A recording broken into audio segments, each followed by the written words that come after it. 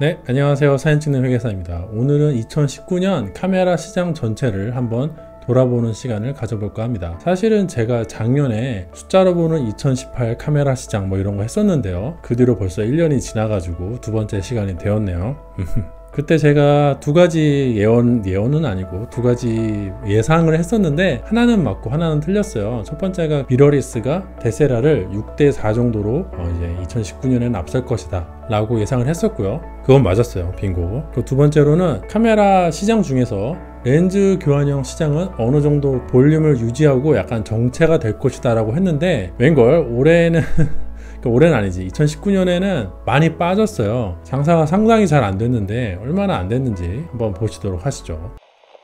자, 이거는 많이 봤을 표인데요. 이 자료는 CIPA라는 곳에서 뽑아왔고요. 금액이 원래 엔화로 되어 있었는데 환율 효과를 제거하기 위해서 일률적으로 10원으로 맞췄습니다. 요즘에 엔화가 한 11원 정도 하는데 그 점은 좀 무시를 해주세요. 아무튼간에 2013년도부터 2019년까지 한 16년, 15년을 보면은 2008년이 정점이었어요.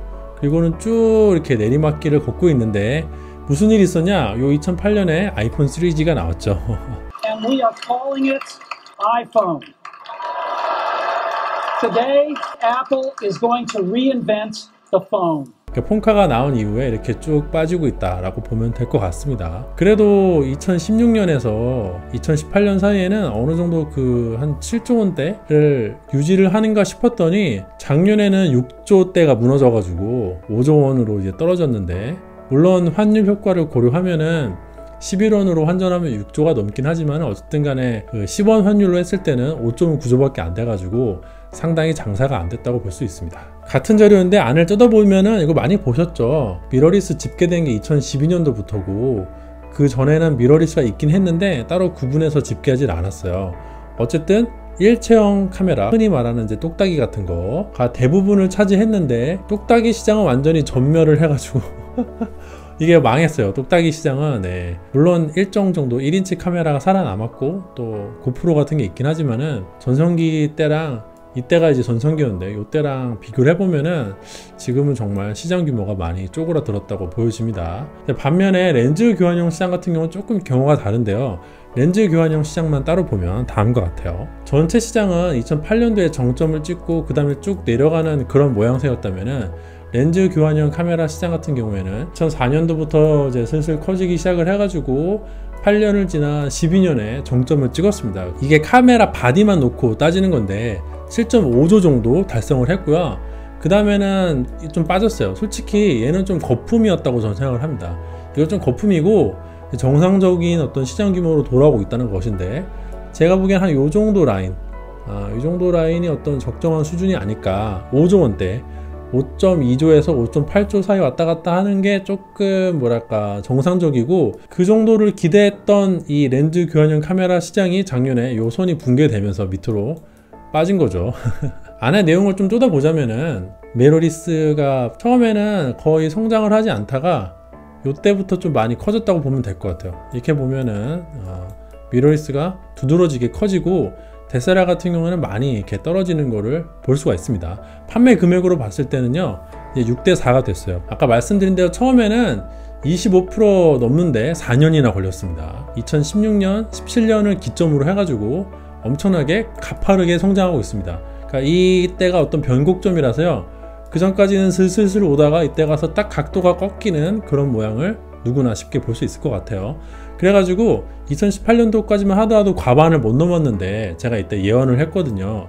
2019년에는 60%를 넘을 것이다 라고 했는데 실제로 판매된 어떤 금액 기준으로 보면은 61.8%입니다. 그런데 이게 금액이라고 했잖아요. 금액. 대수로 보면 어떠냐? 이게 판매 수량을 통해서 보면은 올해도요 과반을 못 넘었어요. 좀 재밌죠? 사람들이 이게 6대4가 됐으니까 당연히 데세라리 판매 수량에서도 과반을 못 넘는다고 생각해야 정상적인데, 이상하게도 대수로 보면은 과반을 넘었어요. 미러리스가 수량이 절반이 안 넘었는데 금액으로는 6대4가 됐다 라는 말은 뭐냐면은 미러리스는 고급형이 주로 팔리고요, 데세라는 보급형, 그러니까 중저가형 모델이 많이 팔린다는 뜻인데, 이 사람들 상식하고는 좀 반대잖아요. 미러리스는 보급기고 좀 약간 중저가형 모델이 위주고 DSLR은 이제 고급형 모델 위주라고 보통 생각하기 마련인데, 이제는 그런 트렌드가 완전히 바뀌어서 미러리스는 고급형이고 DSLR이 되려 보급형 모델, 뭐 캐논 200D라든지 이런 모델이 많이 팔리고 있다 라고 보는 게 맞을 것 같습니다. 그렇지 않고서는 이 표를 해석할 수가 없어요. 상당히 재밌는 측면이라고 볼 수 있는 것이죠. 그래가지고 뭘로 보는 게 맞을 것 같냐, 제 개인적인 생각인데요, 수량보다는 금액으로 보는 게 조금 더 정확한 게 아닐까 생각을 합니다. 그런데 예전에는 뭐 미러리스가 대세냐 DSLR이 대세냐 이런 거 가지고 많이 이제 사람들이 관심이 가지고 싸웠는데, 요즘에는 사실 별로 관심이 없죠. 요즘의 관심은 DSLR이랑 미러리스 합쳐서 렌즈 교환용 카메라 자체가 볼륨이 줄어들고 있는 게 주로 관심사인 것 같아요. 그런데 지금 전체 시장의 볼륨이 줄어들고 있는 거는 DSLR 판매가 부진하기 때문이에요. DSLR 유저분들에겐 참 슬픈 그래프가 아닐 수가 없는데, 이게 지금 1.8조에서 시작을 해가지고 2004년도에 1.8조였는데 2019년에 1.7조였어요. 그러니까 이제 15년 전으로 거슬러 올라간 좀 슬픈 그래프인데, 6조까지 찍었지만 이제는 1.7조니까 몇 배냐? 3.7배 줄어든 것인데 거의 4분의 1 토막이 난 것이죠. 저는 그래도 이 떨어지는 각도가 한 이 정도 떨어질 거라고 예상을 했는데 너무 이게 훅 떨어졌어요. 반면에 미러리스 같은 경우는요, 이 어려운 환경에서도 굉장히 적은 포션이지만 어쨌든 판매량이 올라가긴 했어요. 여기 작년에 2.7조였는데 올해 2.8조니까 유일하게 이 구간에서 상승한 녀석이다 라고 보여지고요. 보시면 아시겠지만 2016년도부터는 굉장히 가파르게 올라가기 시작을 했습니다. 이때가 어떤 변곡점이라 보면 될 것 같네요. 그래도 만약에 얘가 각도가 계속 따라와서 여기까지 올라왔으면 한 이 정도 3.2조 정도 달성을 했으면은 전체 시장의 볼륨이 빠지는 거를 커버할 수 있었을지도 모르는데, 그 감소는 안 했지만 많이 성장도 못했어요. 거의 제자리 걸음이잖아요. 그래서 DSLR이 빠지는 부분을 채워주지 못했다. 작년이 좀 그랬던 것 같아요. 자, 그러면 여기까지는 다들 아는 얘기인데 그럼 왜 그랬을까? 일단은 작년 같은 경우에는요, 굵직굵직한 신기종이 없었어요. 크롭바디가 좀 기통차게 나와줘야 되는데 크롭바디가 안 나와줬던 게 좀 큰 것 같습니다. 그간 미러리스 판매량의 많은 부분을 차지했던 것이 바로 캐논의 M50 같은 이제 보급형 크롭바디였는데요. 작년에는 딱히 그런 바디가 출시되는 기억이 인상적인 게 별로 없어요. 출시된 게 몇 개 있긴 한데 히트 상품이 좀 없었던 것 같고요. 풀프레임 쪽에서도 보급형 모델, 그러니까 알파7 마크3라든지 이런 제품이 출시가 잘 안 됐습니다. 작년에 나왔던 제품은 좀 고급형 모델들 몇 개 있었던 것 같아요. 그런데 고급형 모델은 정말 좋은 제품이긴 하지만 시장 전체의 볼륨에 주는 효과가 그렇게까지 크진 않거든요. 예를 들어 알파9 마크2가 작년에 나오긴 했는데 나와봤자 많은 사람들이 구매할 수 있는 그런 기종이 아니잖아요. 가격이 굉장히 세니까. 캐논에서도 예를 들어 뭐 왕덱스3가 작년에 나왔다고 쳐도 그게 많이 판매가 될 만한 어떤 그런 기종이 아닙니다. 그래서 DSLR 볼륨을 크게 늘려줄 만한 그런 게 아니에요. 또 두 번째로 아무래도 이제 폰카가 많이 올라왔고 사람들이 카메라를 사지 않게 되는 경향이 굉장히 강해지는 것 같아요. 그러니까 원래도 아이폰 출시 이후에는 사람들이 점차 카메라를 사지 않게 되었어요. 아까 보셨다시피 전체 카메라 시장에서 똑딱이가 차지하는 비중이 매우 컸습니다. 그런데 핸드폰 카메라가 발전을 하면서 스마트폰 카메라가 나오면서 그 똑딱이 시장을 잠식을 해가지고 카메라 시장이 막 볼륨이 다운이 됐는데요. 근데 그게 이제 어느 정도 안정화가 된 게 한 2017년 이후로는 그런 증상이 좀 안정화가 돼서 카메라 시장이 어느 정도 반등을 좀 하고 유지를 하는가 했는데, 이제는 슬슬 그 핸드폰 카메라가 DSLR이나 미러리스 같은 렌즈 교환형 시장도 침식을 하고 있는 것이죠. 특히나 크롭바디 시장이 침식을 당하고 있습니다. 제가 렌즈 시장을 한번 보여드릴게요. 이걸 보면 알 수 있는데, 자, 이게 보시면 이 붉은색 선이요, 이 붉은색 선이 크롭바디예요. 35mm라는 게 이제 풀프레임이니까 이 붉은색 선은 크롭바디나 아니면 마이크로 포스드 이런 애들의 렌즈 교환형이고요. 그리고 이 파란색 선은 풀프레임 또는 중형 카메라, 그 이상 SE는 렌즈 판매 금액이에요. 고급형, 그러니까 풀프레임 이상급 시장은 되려 성장하고 있어요. 이 시장이 점점 커지잖아. 이렇게 물론 좀 굴곡은 있었지만 이 어려운 와중에서도 이 보시면 2.4조면은 거의 최고 수준이거든요. 물론 살짝 다운되긴 했지만 작년 그 시장 상황에서 이 정도면 엄청나게 선방했다 보여지고요. 2012년을 기점으로 이때부터는 그 크롭바디용 렌즈 시장은 이렇게 끝없이 추락하고 있습니다. 왜 빠지고 있느냐? 폰카한테 자기 자리를 뺏기고 있는 거예요. 이런 고급형 카메라 시장은요, 폰카가 아직 넘볼 수가 없어요. 이번에 뭐 1억 화소짜리 폰카가 나왔다고 하지만 실제로 그 1억 화소 카메라랑 비교를 해보는 리뷰를 제가 보니까 형편없습니다. 비교가 안 돼요. 확대하면은 차이가 분명해요. 핸드폰 카메라를 뭐 굳이 확대해야 돼? 라고 말씀하실 분들인데 제 말이 그 말이에요. 핸드폰 카메라는 굳이 확대할 필요가 없죠. 근데 확대를 안 할 거면 1억 화소가 뭔 쓸모냐고요. 근데 1억 화소짜리를 확대를 하면 또 너무 별로야. 아무튼 뭐 그 얘기를 하면 한도 끝도 없으니까 1억 화소짜리가 나왔지만 아직은 이런 고급형 카메라 시장은 핸드폰 카메라가 넘볼 수가 없어요.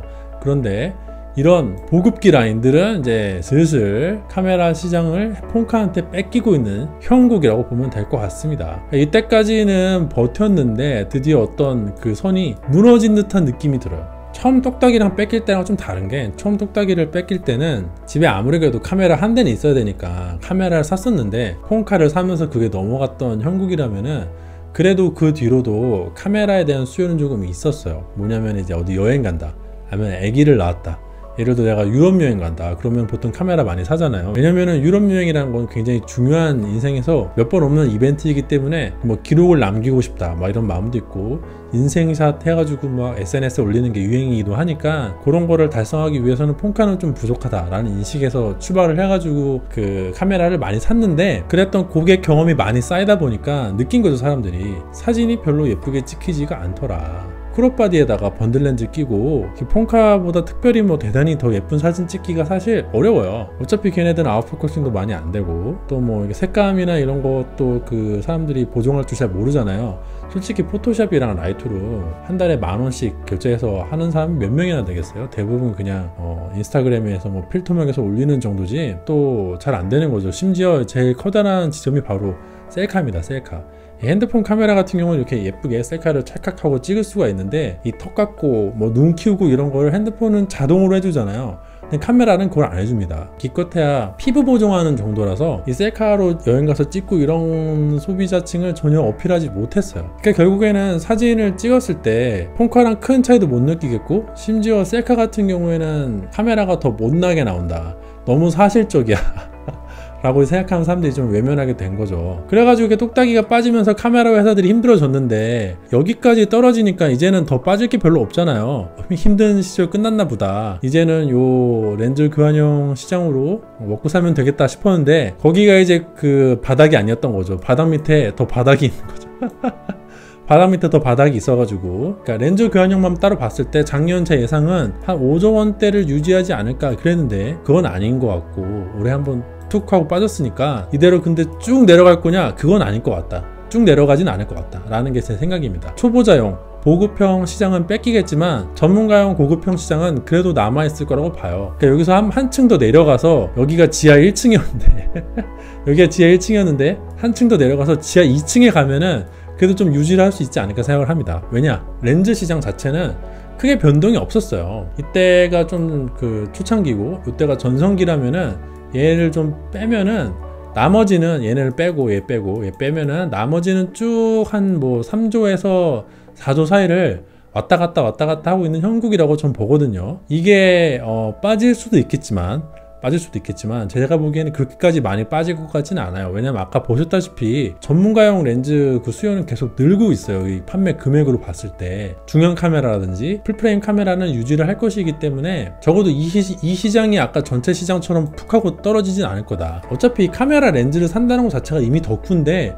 그 중에서도 그 좀 약한 덕후들은 튕겨져 나가고 있지만 진성 덕후나 프로들은 남을 것이다. 폰카가 아무리 그래도 이 진성 덕후들을 만족시킬 수는 없습니다. 요즘에 뭐 핸드폰 카메라 가지고 웨딩 촬영하는 듯한 그런 광고를 내보내고 있는데 사실 어불성설이죠. 그게 광고니까 멍하니 보고 있지, 여러분이 당사자라고 생각해 보세요. 내가 돈을 주고 포토그래퍼를 고용했는데 그 포토그래퍼가 핸드폰을 들고 왔어요. 그럼 여러분들은 그게 용납이 되세요? 용납이 안 되잖아요. 프로들 같은 경우에는 고객들이 폰카로 사진을 촬영하는 걸 용납하지 않아요. 그 고객이 핸드폰 제조사가 아니고서야. 삼성이나 애플에서 우리 제품 가지고 예쁜 사진 찍어주세요 라고 하는 경우라면 프로를 고용해서 이 폰카를 맡기겠지만, 심지어 삼성이나 애플도 자사의 폰카의 제품 사진을 촬영할 때는 폰카로 찍지 않습니다. 전문 포토그래퍼 고용해가지고 비싼 카메라로 조명 설치해가지고 찍지, 폰카 이 광고를 폰카로 찍지 않는다고요.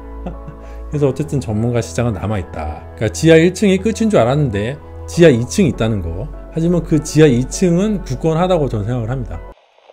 마지막으로 요것만 재미로 보여드릴게요. 바디랑 렌즈를 같이 합치면요, 변동성이 많이 줄어듭니다. 아까 같은 경우는 성장도 엄청나게 성장해서 엄청나게 빠진 뭐 약간 이런 느낌인데요, 이 바디에다가 렌즈까지 더하면요 7.4조에서 시작을 해가지고 전성기 때 약간 2배 찍었다가 이렇게 아까 막 여기서 올라와가지고 이렇게 떨어졌는데 그건 아니고 한 이 정도 이렇게 약간 완만하다. 얘네 두 개가 좀 거품이었으니까 이걸 빼면요 뭐 7조, 뭐 8조, 10조, 9조, 8조 막 이러니까 얘네 두 개를 빼면 그렇게까지 크게 뭐 변동하지는 않는 모양새긴 합니다. 물론 이 작년에는 정말 나이트메어였기 때문에 많이 빠졌어요. 왜 빠졌다? 데셀알의 판매 대수가 급감해서. 하지만 추세 자체는 비슷하죠. 어쨌든 다시 한번 조심스럽게 내 피셜을 날려보자면은 이 8조가 이 8조가 뭐 7조가 될 수도 있겠고 6조가 될 수도 있겠어요. 뭐 어쩌면 또 반등할 수도 있겠지만은, 그렇다고 막 이게 이렇게 떨어져 가지고 얘가 막 4조가 되고 뭐 3조가 되고 이런 일은 없을 것이다 라는 정도의 얘기입니다. 뭐 어떻게 보면 참 슬픈 얘기긴 한데, 뭐 그럼에도 불구하고 뭐 이렇게 될 것처럼 막 말하는 사람들이 너무 많아서 그건 아니야 그건 아니야 라고 제가 지금 말씀드리고 싶어가지고 뭐 자료를 모아봤네요. 숫자로 보니까 조금 명확해 보이죠? 네, 이상으로 오늘 영상 마치도록 하고요. 작년 한 해에는 어떤 크롭바디에서 뭐 걸출한 신제품도 없었고 풀프레임도 보급기보다는 고급기 위주로 출시가 됐는데, 올해는 조금 이렇게 재밌는 제품들 많이 나와서 풀프레임도 나오는 제품들이 좋은 성적을 거둘 수 있었으면 좋겠네요. 어쨌든 뭐 저는 카메라 덕후니까 카메라가 잘 팔리는 게 저한테도 좀 기분 좋은 일이잖아요. 물론 여건은 그렇게 호의적이진 않습니다. 하지만 저게 뭐 제로를 향해 수렴해 가는 건 아니니까 너무 이렇게 낙담하지 마시고 카메라 덕후분들, 제조사들 다들 힘냈으면 좋겠네요. 물론 저는 여전히도 누군가 저한테 카메라 뭐 사야 되냐 라고 물어보면은 사지 말라고 할 거긴 하긴 한데 카메라 살 건지 말 건지 물어보는 수준이면 안 사는 게 맞고요. 확실하게 살 건데 뭘 사야 될지 모르겠다 이런 분들은 구매를 하시면 되겠죠. 뭐 그렇습니다. 오늘도 제 영상이 도움이 되고 재미가 있었다면 좋아요와 구독도 부탁드리도록 하겠습니다. 감사합니다.